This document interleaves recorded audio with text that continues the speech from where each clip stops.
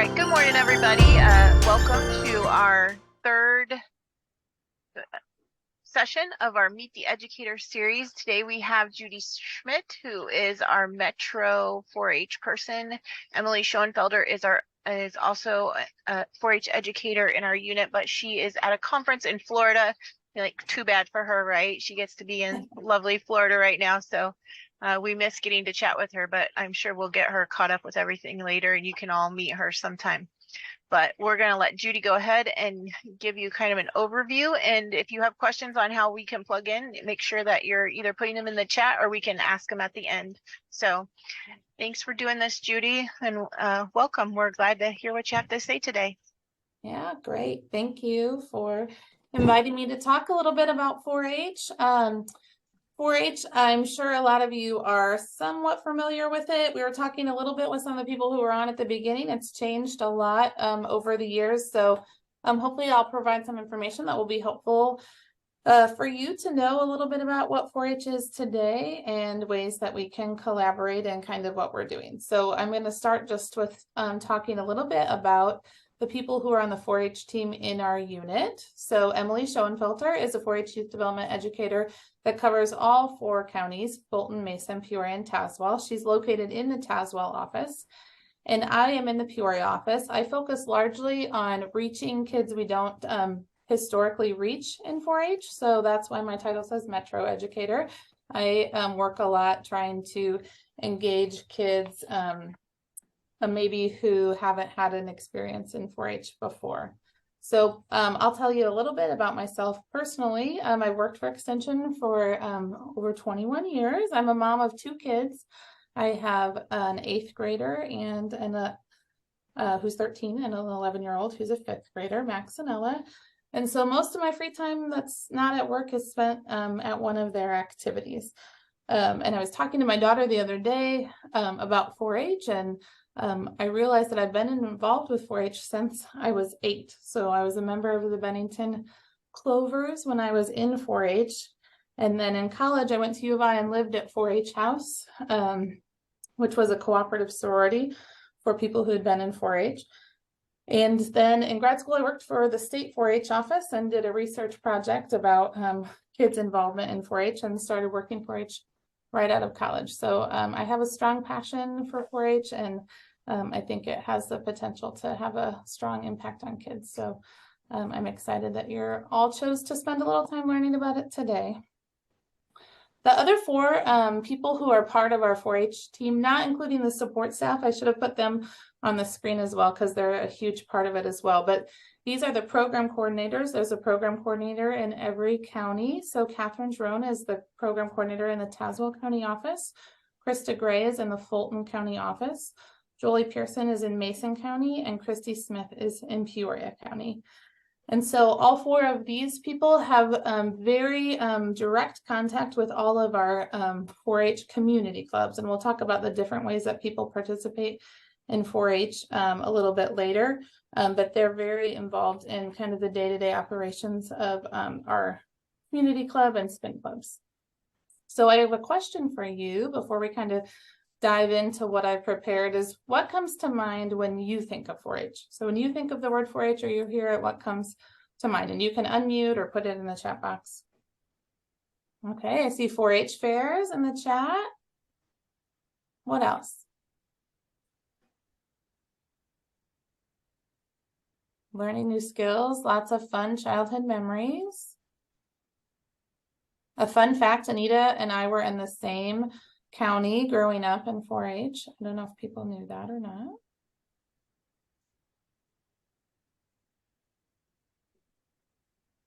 Anything else?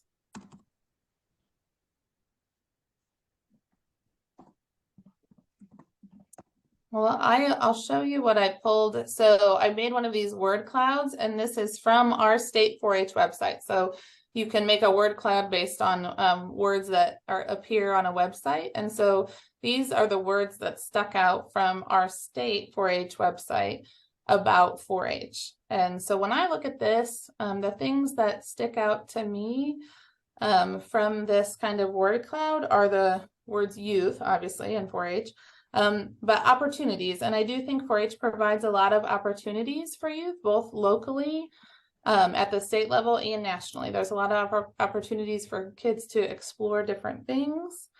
I also see the word community, and I think that is something that's important in 4-H. Kids get to meet kids outside of their school and their group of friends, and they get to kind of build a community with a new group of people, as do the leaders. Mastery is another word that I see on there that sticks out to me. I think 4-H gives kids an opportunity to really learn about something that may be new to them through volunteers and people who give their time and their expertise to help them learn those things. So anybody see words on here that stick out to them, or maybe you wonder why they're on there, or they resonate with you?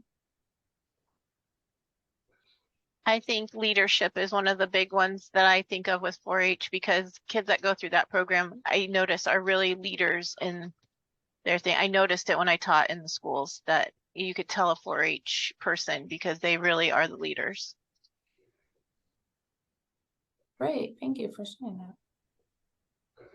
Okay, I'll switch over and kind of talk a little bit about what we're going to talk about today. So I've already introduced you to the 4-H team. We'll talk a little bit more about what 4-H is, and then I'll talk specifically about what Emily and I kind of focus on in our educator program areas, and then some different ways that you might be able to engage with 4-H, and some resources that might be helpful to you as well. So what 4-H is, it is a youth program that allows kids to learn by doing at the basic level. So it's kind of hard to explain all the things that 4-H is, but at its basic level, that's what it is. It also helps prepare youth to solve problems by producing the leaders, like Nicole mentioned, innovators, entrepreneurs, stewards, and builders we need. And it builds good leaders by giving them safe environments to practice all the skills needed to be successful leaders. So I would agree with you, Nicole, that building leaders is a big part of 4-H, and there's a lot of ways that it's built into what 4-H is. So as I mentioned earlier, there's 2 educators, myself and Emily, and 4 program coordinators that make up our unit team. We also have a lot of support from the support staff as well. So Emily and I, some of the things that we focus on that's a little bit different than what the program coordinators do is working in the community doing direct education for people. So we do professional development for out of school time providers. So most recently, there's been a lot of talk and effort with out of school time providers around mental wellness, social emotional learning, trying to just help kids, particularly after COVID, kind of deal with a lot of emotions and reintegrating back into school settings. And so we've been doing some work with out of school time providers around that. We also do trainings with their teens. We have a teen teacher program, and we work with out of school time providers that do use teens in teaching roles as well. I mentioned mental, emotional, and social health training. That's another big area that has grown a lot in the past couple of years. So we work with training both out of school time and some with school teachers and with youth as well. So STEAM programming, STEAM stands for science, technology, engineering, arts, and math. So both Emily and I do a lot with mostly out of school time programming. So doing programs with after school programs, libraries, other places like that that might be having ongoing or one-time STEM programs. And then Emily does youth mental health first aid, which is a program designed for people who are working with youth. It's a little bit more intense than some of the other ones that we do. It's a several hour-long training that really helps them look at some of the mental health issues that youth might be struggling with. And then the last 2 are ones that I do, Real Colors. Many of you might already have participated in a colors workshop, but it's really a personality assessment to think about how you interact with other people. And so I do that training with lots of different groups of teachers or businesses or things like that, teams of people together usually. And the last one is called Strong Couples. That is a pilot project that started a couple years ago in Illinois to help couples and families build their relationship skills. So work on communication skills, and it's all done virtually. So that is one of the areas that I work on. So now I'm going to kind of switch and talk a little bit about ways that youth can participate in 4-H, because I was talking with some of the people at the beginning before everybody was on. 4-H used to be, kind of one method that you could be involved in 4-H, and that was pretty historically through a community club or something like that. And now there's a lot of different ways that we reach youth. So I'm going to kind of walk through each one of these, starting with community clubs, and tell you a little bit about how we do that. So the community clubs are probably what you think of when you think of a traditional club, something that you might have participated in or your children participated in. They often meet monthly in a community location. The youth serve as officers, so they elect a president, a vice president, other offices depending on how many kids they have. And the youth participate in a variety of projects. So the kids in a community club pick projects that they want to be in, and they can all be in different ones. And they're usually not working on those projects during the club meeting. They're doing a community service project, they're doing a business meeting, recreation, but the project work happens outside of the club meeting. And typically most kids only belong to one community club. So the second kind of club experience that kids might do are, we call in Illinois, special interest clubs or spin clubs. And they're clubs that are focused on one topic. They're more short-term in nature, and they're usually led by a topic expert. So whereas in a community club, the club leader is kind of just organizing the club, doing a lot of youth development kind of things. In this club, in a spin club, the leader is the one teaching the youth. So all of the learning happens at the club meeting. And kids can belong to multiple of these. They can belong to a community club and a spin club, or multiple spin clubs. And they really kind of ebb and flow what spin clubs we have in our unit based on what volunteers we have. So we have some that kind of go throughout the year, and the Great Learning Garden at Wildlife Prairie Park that May Bach and several other master gardeners and master naturalists are involved with is an example of a spin club that has kind of morphed into something that happens year round. So even though it is topic specific, it is one that happens for more than just a short term. And we have a couple others like that. There's a dairy spin club in Peoria that's like that. Some of our other ones that are more short term in nature are our shooting sports programs. So they may happen every year, but they're usually for a shorter period of time. So there might be a 6-week session in the spring and then another one in the fall. We have other clubs like a Junior Master Gardener Club and dog obedience and things like that that are similar to that. And our new Junior Master Naturalist Club? Yeah, exactly. So another way that youth are involved, and this has been a way that we've actually engaged more older youth in 4-H. So a lot of times we see kids get involved. They can get involved in clover buds from 5 to 8, and then general 4-H age is 8 and up. And we see sometimes a drop off as they get older.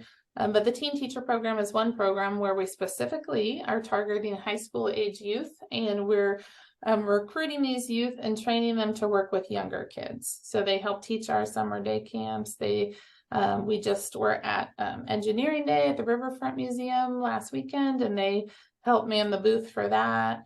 They help with after school programs or one-time events in the summer. And usually it's in the areas of nutrition or cooking. So when we do our cooking schools with SNAP, they help with those cooking schools. They do a lot in the STEAM area that we talked about earlier. And this year we're going to be doing a little bit with social emotional learning. So they'll be working in that area as well. So We recruit them throughout the school year. So if you know of teens or have teens in your life that you think might be interested in this kind of thing, we recruit them through the school year, and then they teach largely during the summer. Some of them are available during the school year, but their time is much more limited. So another way that people can participate, kids can participate in 4-H, are through kind of our camps and workshops. So 2 camps that we offer in the summer are related to STEM.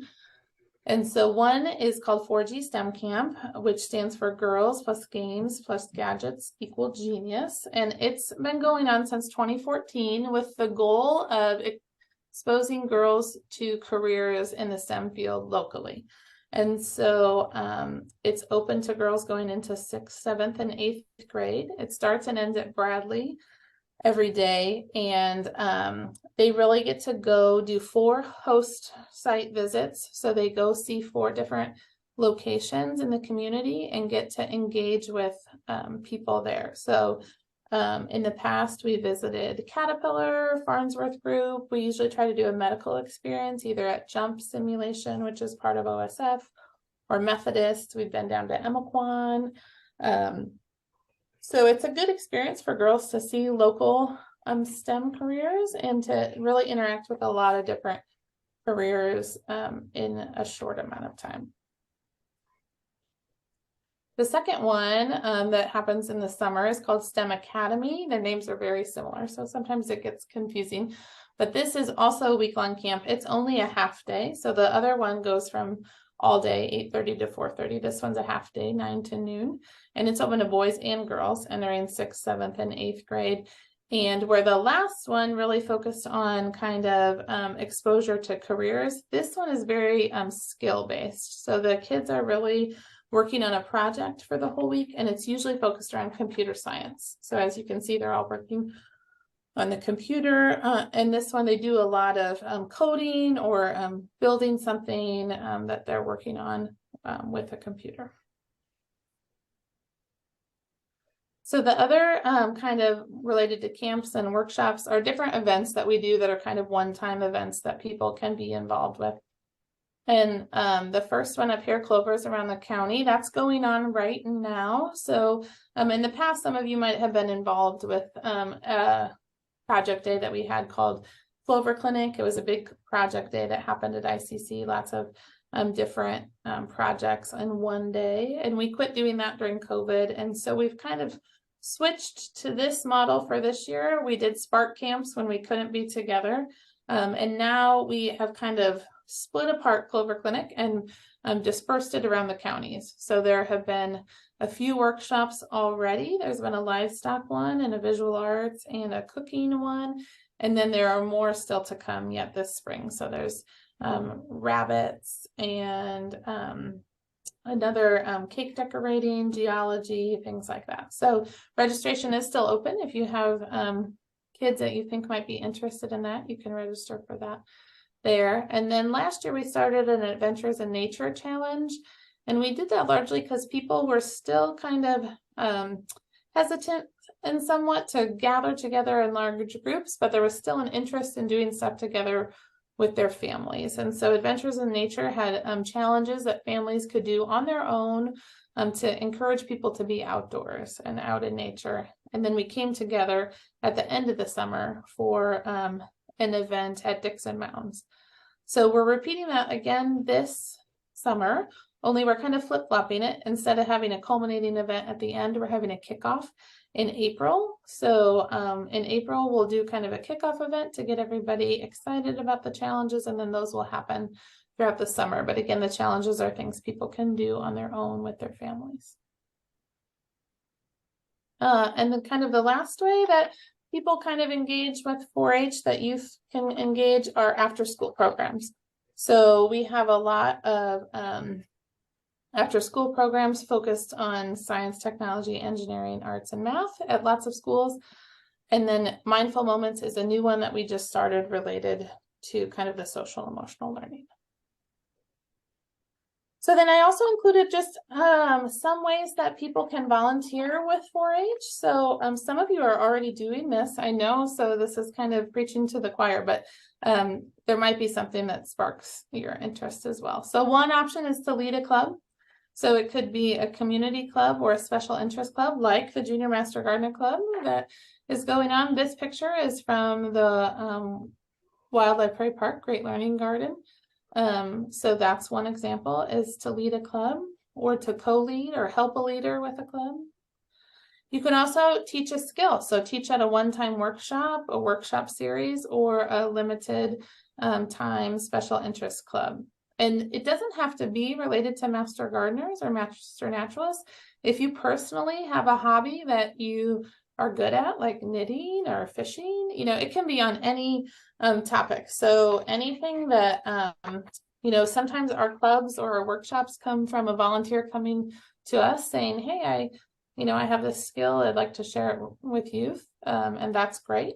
And sometimes it's from the kids. The kids will say, hey, we'd really like to learn more about something. And then, you know, we work to find a volunteer. So if you have a skill that you'd like to share with youth, we would love to have you do that. And then next is judging projects. So you can serve as a judge for 4-H exhibits, competitions, or performances. We have like public speaking competitions and things like that. And it's a really great way to interact with the kids. It's a super fun time to see what they've made and kind of give them positive encouragement and suggestions on how to improve. So you can also serve as a superintendent, which kind of oversees the judges. But if you haven't judged at a fair yet or helped with one of those, I would encourage you to check it out because it is a great way to see the kids and just hear what they're doing. And it's usually a fun day. Another way is to share your experiences. So oftentimes clubs or sometimes our events that we have, we're looking for a guest speaker. Clubs especially like to hear about different types of career paths or things that you're doing and how you got to be where you are. So it's a great opportunity if you have a passion about something to be a guest speaker for one of our clubs or events. And kind of the last way is just helping with projects. So like, as I mentioned earlier, in community clubs, kids are working on their projects outside of the club meeting. So sometimes a kid might be really interested in entomology or something like that, and their parents have no idea about entomology. And so it's great if we have resources that we can connect a kid with someone to say, hey, you know, this person knows a lot about entomology. They might be able to help you get started or give you some tips. So that's always a great resource if we know people that we can connect kids with. So if they don't have a connection or a family member that knows a lot about the topic, they can still get some information. And so then the last thing I just wanted to share were some of the resources that we have. Teacher Tuesday is a program that we have for adults that is really a networking event for teachers or out of school time providers. There's only one left yet this season, which is in March, and it's with our teachers that participated in 4G STEM Camp. But if you're interested in that, you can always check it out on our website or sign up for the one that is left this spring. We also, during COVID, made a lot of videos, STEAM videos. So they are all available on our YouTube channel. And so there's some that are just general videos like these are, and then there are some that are on specific topics. So there's a storybook engineering series. So these are really designed to be easy to do at home with not a lot of resources. So they're a great thing to just have in your back pocket if you ever have an activity to do with kids, or you're looking for, if you have grandkids or kids that you have and you wanted to do an activity with, this is a great place to find some easy and fun activities. And so then the last resource that I wanted to share with you is called Connection Corner. This also started during COVID. We sent kits out to families so that they could do activities together, kind of to build their relationship skills and things like that. So there are some digital resources that we made from the kits that we sent out the first time that are online. We also do blog posts. So there's a blog with lots of resources if you wanted to check out the blog. And then we'll be doing a third series of kits this summer. Excuse me. So if you're interested in that, just kind of be on the lookout for that. So that is kind of all of the information that I prepared. If you have questions, I'd be happy to answer any questions you have about 4-H, or if I sparked anything that might make you think about a way we could partner that I didn't mention, I would love to hear about it. Hi, Judy. This is Tara. Thank you so much for doing this. This was great. But specifically, my question was about Teacher Tuesdays. So Yeah. Nicole and I are looking at doing a Master Gardener training this summer, and we were hoping to try to recruit some teachers from our unit, since we were going to try to do it while they are on their summer break. So when's your next Teacher Tuesday? Yeah, so the next one is on March 7th. Okay. And it's at Bradley University, and it will be with the teachers who have participated in 4G STEM Camp last year, talking about the projects that they're doing in their schools this year. Awesome. Thanks. Yeah, sure. If you want to ask questions, feel free to unmute or turn your videos on and go ahead and ask, because we can be pretty informal here. But so Master Gardeners and Master Naturalists, we do have that curriculum for Junior Master Gardeners that you can use, and we can work on that. Or we have started the Junior Master Naturalist. It's in its first kind of pilot program, but hopefully we'll be able to start spreading that out to other counties. So if you're interested in that, that's an option. But there's lots of ways to plug in with youth. The 4-H Learning Garden is a great one. And even if you, like she said, want to help a kid with a project, because if my daughter wanted to learn to knit, I would have to have one of you help her, because I have no idea.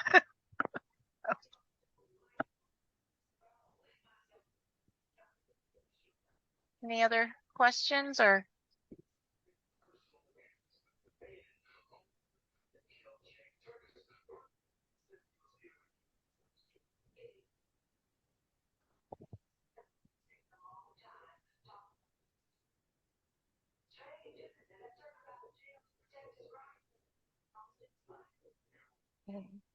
Well, Judy, thank you so much. Yeah, that you're was welcome. great, and I hope that we can find lots of ways that we can work together, because we got lots of stuff going on, and I know you do too. So it's always good when we can work together. So yeah, thank you so much for having me. All right.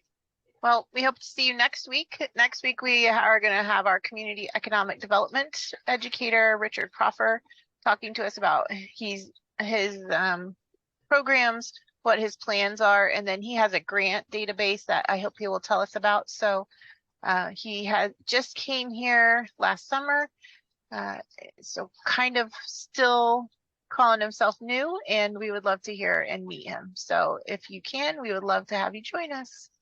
So thank you all for being on today.